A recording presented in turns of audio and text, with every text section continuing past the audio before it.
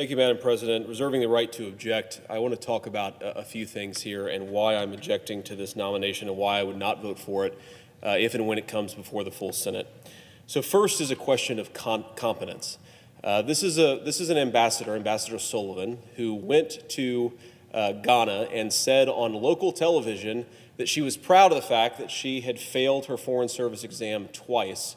It's hard to imagine a Chinese leader going to a country where they were trying to develop diplomatic relationships and bragging about failing any type of Foreign Service exam. And I don't know where this idea that we should celebrate failing the Foreign Service exam amongst our diplomatic corps comes from, but it doesn't make us look good and it doesn't help Ambassador Sullivan in her duties. Now, a second problem.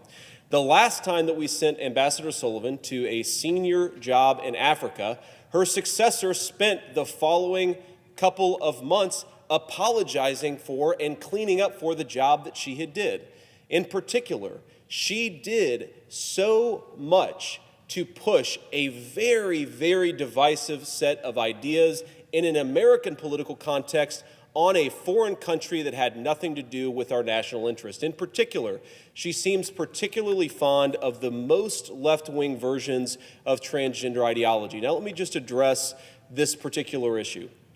I have my views on the transgender ideology question. In particular, I really worry that we are going too far, too fast, not in support of the evidence, prescribing treatments and surgeries and hormonal therapies that could damage children for years. I think we need to be patient with this, and we need to follow the science. This is why, by the way, most of our European allies, Sweden, for example, a country hailed as a great example of good health care 10 years ago by many Democrats in this chamber, is going the opposite direction of where we're going on the transgender ideology question.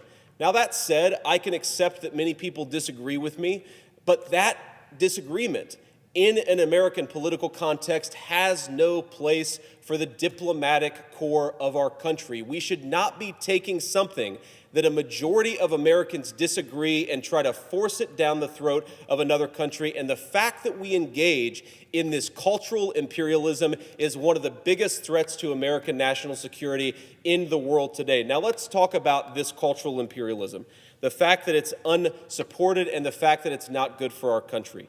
We haven't had a real debate in this body. We have not had a sufficient conversation about whether we want to support certain ideological preferences in our diplomatic corps. Why, for example, do we have a liberal white woman going to Africa and telling them that they're not civilized enough when it comes to issues of transgender ideology? Why do we have a diplomatic corps that is taking a hotly contested issue in an American political context and demanding that African nations follow the lead of the far left instead of doing what they think that they should do? Now, there are going to be people who say that there are all manner of atrocities that happen in Africa when it comes to sexual issues, when it comes to gender minorities and so forth. And of course, we think that's terrible. We don't want that to happen. But she's gone so much further than that in placing a very particular set of ideas at the forefront of our diplomacy. And let me just leave this body with one final thought, Madam President. Look at the demographics of the people who have fought and died in American wars over the last generation.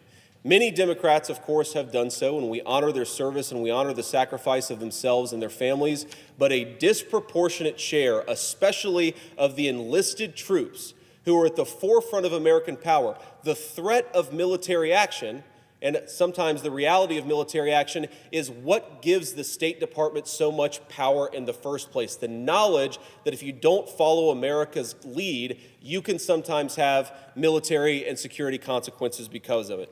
Do we think that the thousands of Americans who have died in America's wars in the last 20 or so years died so that the trans flag would fly over the nation of Ghana or any other African nation? And why is it the policy of this government, again, to take a controversial topic in the context of an American political debate and force it down the throats of somebody else? This is damaging our national security. Larry Summers, an Obama administration economist, a guy well respected on the left side of the aisle, said, talking to some of his friends who work in development in Africa, that when the Chinese come, they bring, let me get the exact quote here because I don't want to mess it up. What we get from China is an airport. What we get from the United States is a lecture, and that's Larry Summers quoting somebody who does economic development in troubled regions of the world. Why? Would the gentleman yield? Would the gentleman yield? Can I finish the point, Chris? And then Certainly, go ahead, please. Senator Coons. Sorry.